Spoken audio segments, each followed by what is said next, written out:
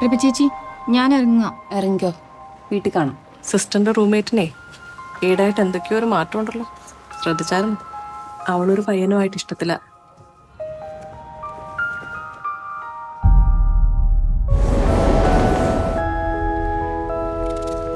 ഇത് പ്രവേശിക്കാണല്ലോ.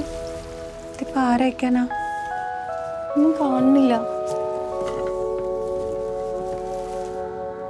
ഇതിലെന്തോ ഇംഗ്ലീഷിൽ എഴുതിയിട്ടുണ്ട്, മെയ്ഡ് ഇൻ ജർമ്മनी. प्रभु ചേച്ചിയുടെ ഹസ്ബൻഡ് എവിടെയല്ലേ?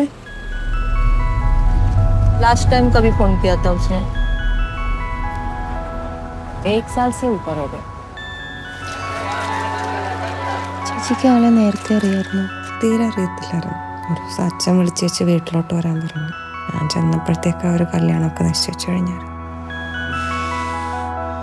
ഒട്ടും അറിയാത്ത ഒരാളെ എങ്ങനെയാ കല്യാണം കഴിക്കാം? കൊണ്ടൊന്നും പറ്റുമെന്ന് തോന്നുന്നില്ല.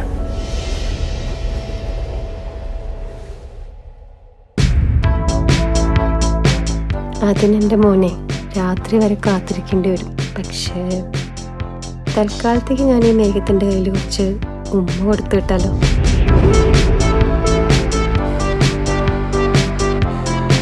ഈ ഭാവിയെ പറ്റി ചിന്തിക്കാറുണ്ടോ?